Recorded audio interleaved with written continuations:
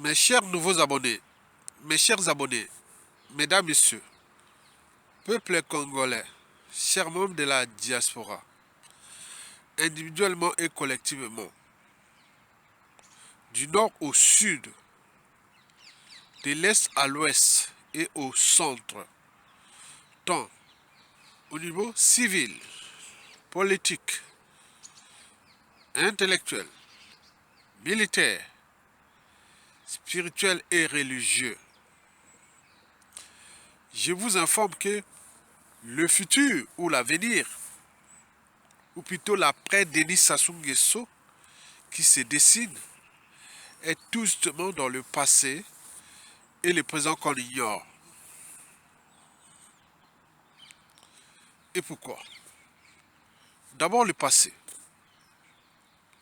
Le despote Denis Sassou Nguesso a depuis de nombreuses années suturé, organisé et managé ce que nous subissons de lui, où des officines France-Afrique ont travaillé d'arrache-pied le produit, la marque Sassou Nguesso, contre nous, peuple congolais, individuellement et collectivement, du nord au sud, de l'est à l'ouest, sur différentes échelles, au pays comme à l'étranger. Ils avaient structuré, organisé jusqu'à nos jours. Et d'ailleurs, des journalistes de France-Afrique ont souvent posé la question aux despotes. Quels sont les secrets de ta longévité? Et là, les despotes, comme un idiot, se met à sourire. Donc c'est bien que la question est bien posée. Ça veut dire qu'il est soutenu. Les officines France-Afrique que nous connaissons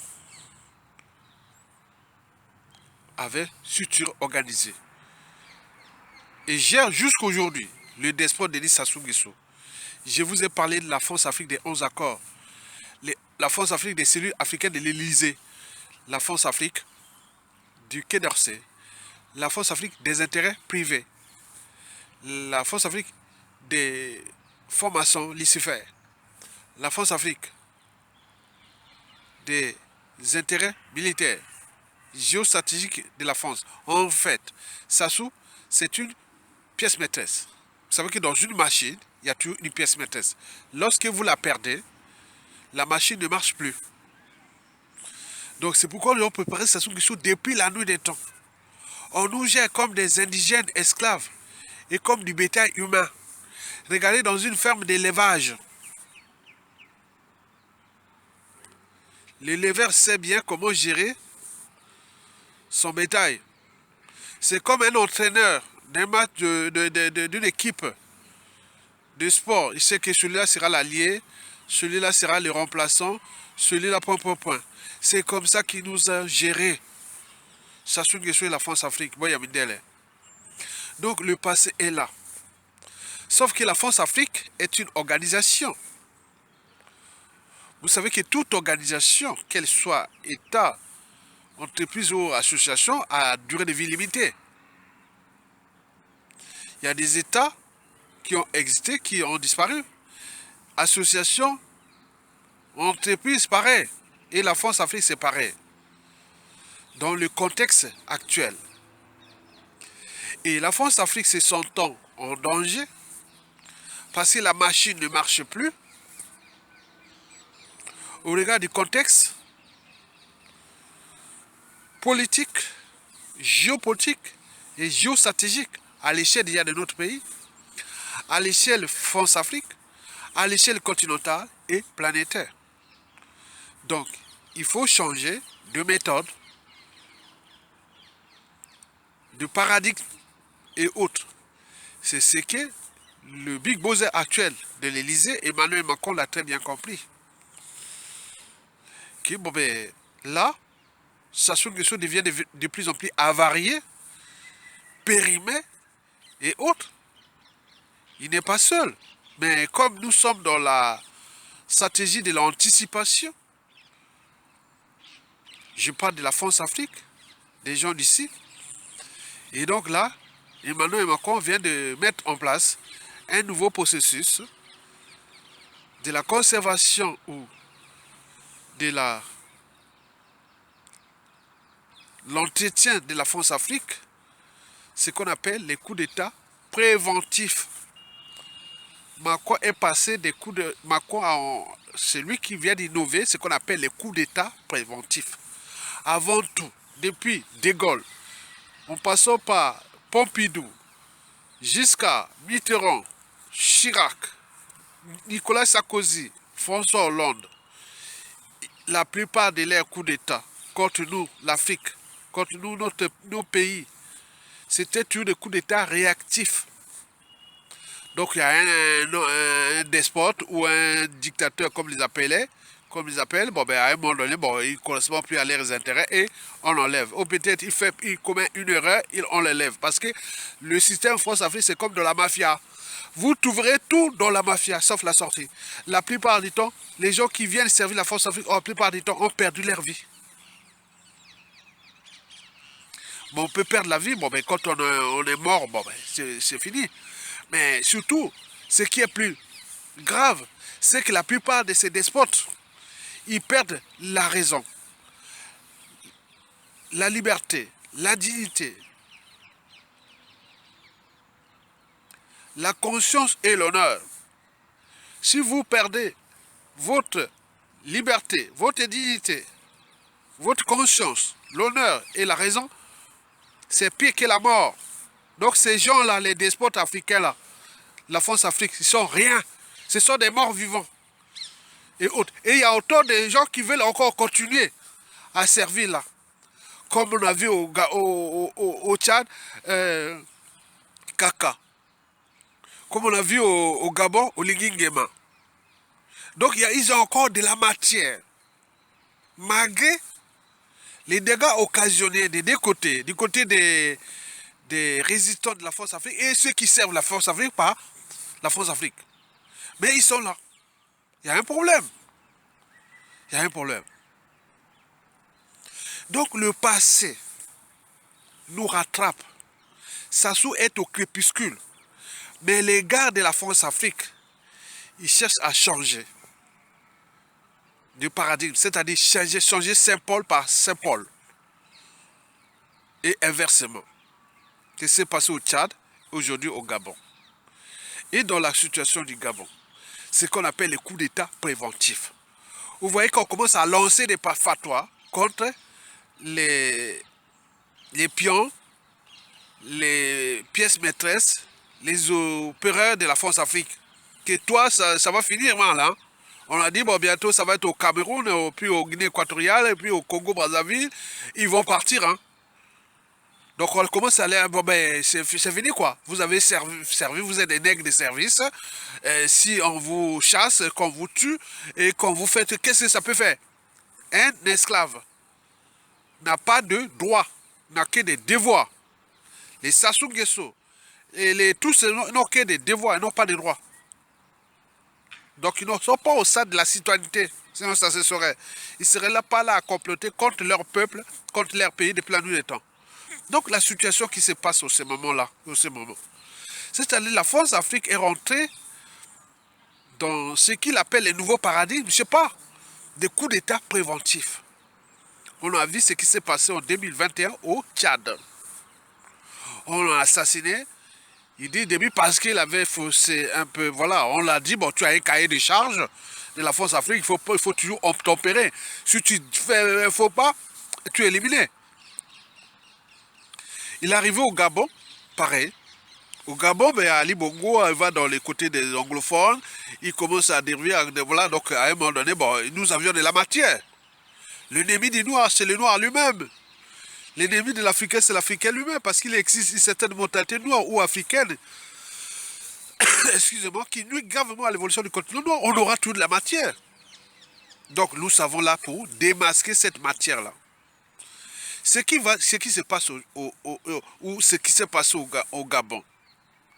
Au Gabon, là, ce fut le coup d'État préventif. Après, celui du Tchad. Comme jamais 203, donc il risque d'arriver au Cameroun, au Congo-Brazzaville et autres. Mais nous anticipons cela. Regardez déjà ce qui s'est passé au Gabon. Au Gabon, en fait, dans ce coup d'état de palais, ou le coup d'état préventif, c'était un petit groupe d'individus autour d'Oligui Nguema. Et donc, après ce coup d'état-là, la plupart des officiers de ce pays, n'oublions pas les problématiques d'appartenance tribale, ethnique et autres, des intérêts privés et partisans, des conflits d'intérêts et aussi des partisans, des nationalistes et tout compagnie. Donc, Oligui Nguema était obligé de corrompre tous les officiers gabonais, en commençant par les colonels. La plupart de ces colonels influents avaient reçu des millions de francs CFA. On parle des chiffres. Donc, plus de 15 000 euros à 200 000 dollars, à peu près même 800 000 dollars. Ça, c'est les colonels. Et puis les généraux, ils avaient reçu les milliards de francs CFA. C'est-à-dire, quand on parle de milliards de francs CFA, on parle déjà de 1 milliard de dollars. 1 milliard et demi de dollars. Donc, il le fait. Mais attends, mais oui, bon, c'est bien. Mais l'argent, on peut consommer. Bon, on peut, voilà, j'ai aussi ma dignité, j'ai aussi plein de tout. Donc là, ça force, quoi. Bon, on dit, bon, mais on va à la transition. Mais malgré ça, il faut me nommer là, il faut faire ça, ça, ça. Donc, il y a des embrouilles entre Oligui Nguema et l'encadrement, le commandement et le haut commandement des armées gabonaises. Donc, il risque d'avoir un coup d'État dans le coup d'État. Oligui Nguema devient le Damiba du Gabon, comme on a vu Damiba de la Guinée et du Burkina Faso, qui aboutit à l'arrivée du capitaine Ibrahim Traoré. Ça risque d'arriver au Gabon. Parce que les gens là ont pris l'argent. Il a acheté certes la conscience des gens-là. Mais il y a beaucoup d'enjeux. Il faut dire que l'environnement sociopolitique gabonais est anti-France Afrique. Dans 97% des cas. Or, lui, il a voulu venir jouer, allumer les contre-feux anti-France Afrique. Est-ce que ça va aboutir? Donc ça chauffe là. Surtout aujourd'hui dans les terres Tounou. Oligui Nguema, ses parents, c'est-à-dire son père, fait partie de l'ethnie majoritaire, les enfants. Surtout au nord-ouest du Gabon, qui sont juste à la frontière de notre pays, du côté de Soinké Sembe là-bas. Et la mer doit être tequée. Mais il y a d'autres tribus. Les Saké, les Pounou, les Bazabi, tout, il y a d'autres tribus aussi, qui n'ont pas que ça. Donc il y a beaucoup de choses qui se décident là. Donc il risque d'avoir un autre coup d'État, qui sera un coup d'État cette fois-ci révolutionnaire, un coup d'État patriote, un coup d'État autre. Donc Oligui Nguema est en danger. Donc la cascade des coups d'État va arriver au Gabon. Et vous allez voir qu'il commence à rentrer dans la violence policière et autres, parce qu'il y a des revendications. Il y a beaucoup de choses. Parce que le pouvoir d'Oligui est assis sur un sable mouvant.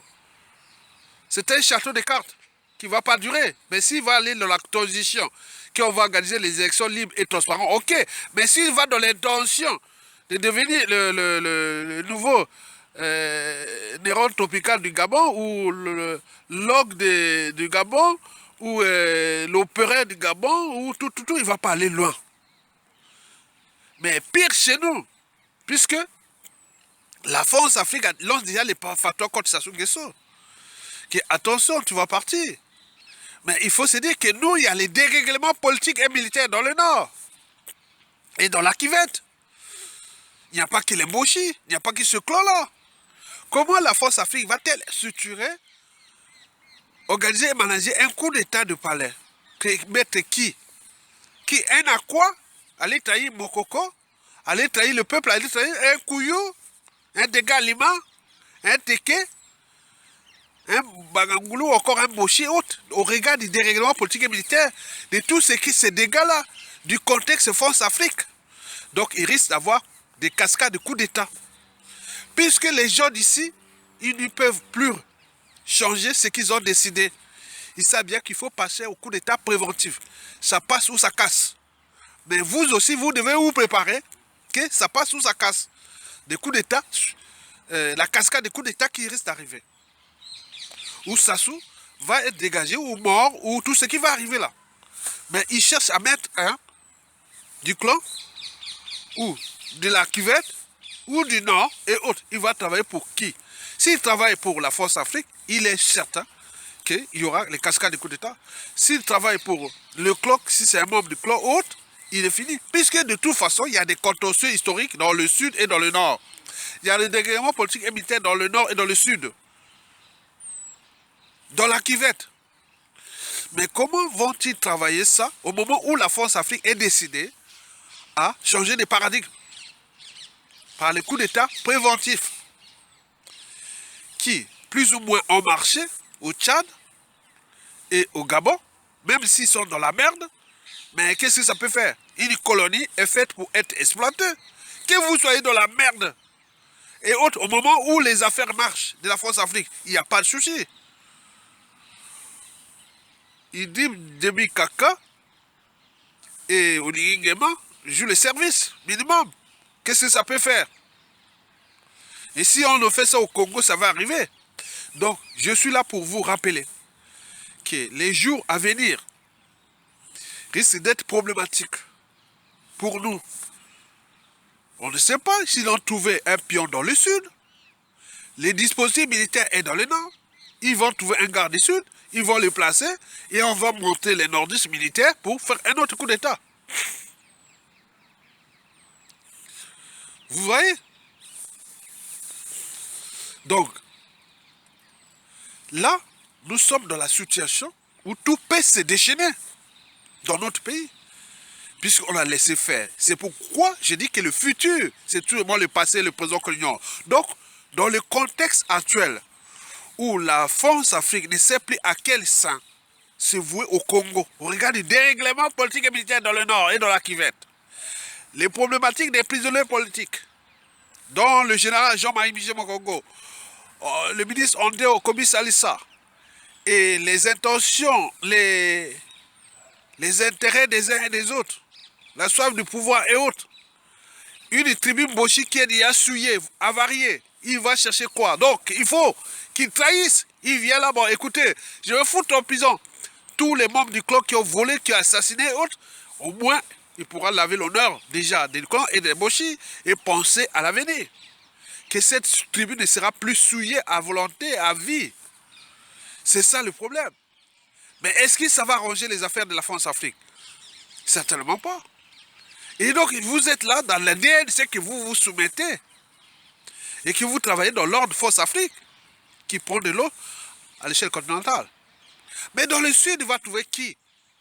Il peut laisser, bon, ben, on organise une élection, bien entendu. Mais il faut déjà dégager Sassou Nguesso, trouver une période de transition.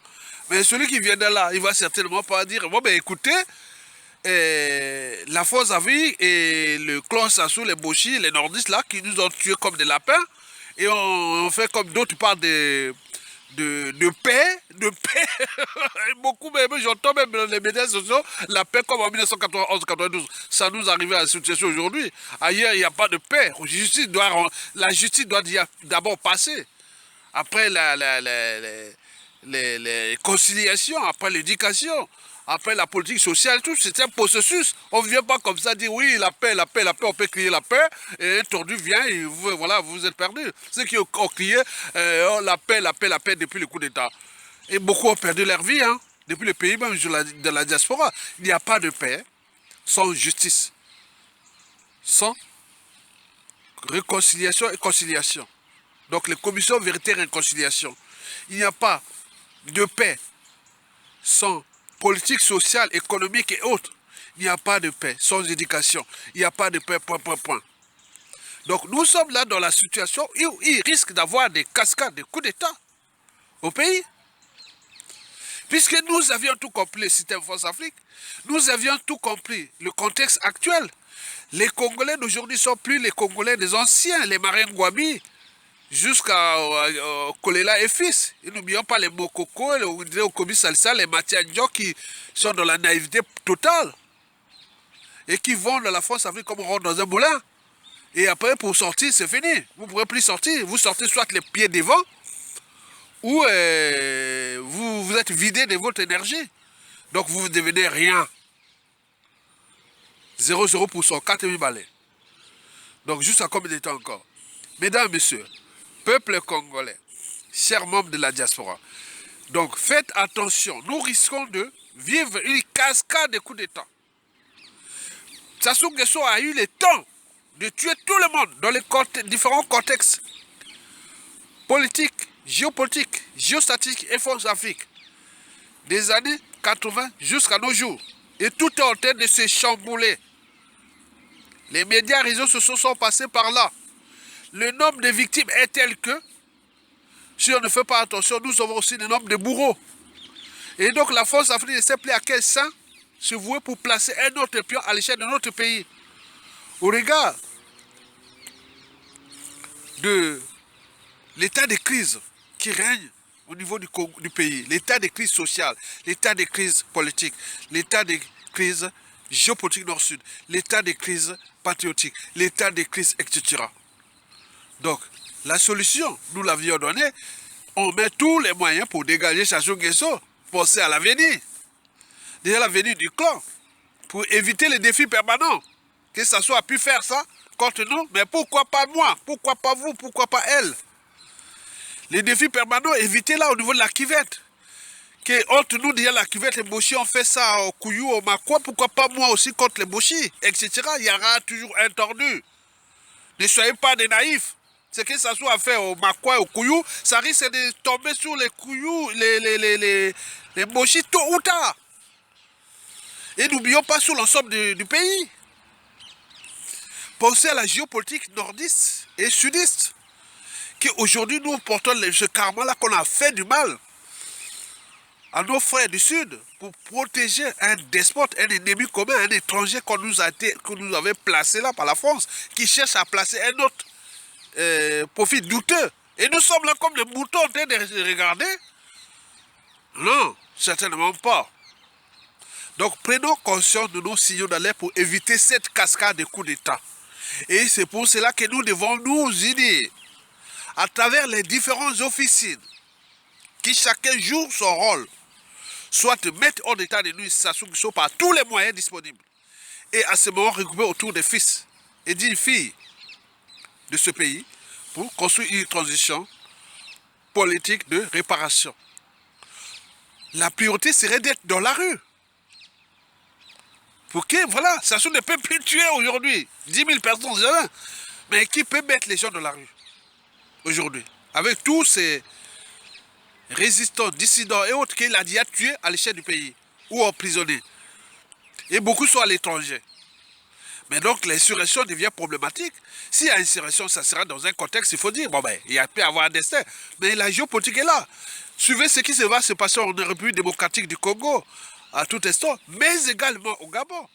Le Gabon risque d'arriver d'un coup d'État nouveau. Ok? À bientôt. Je vous remercie.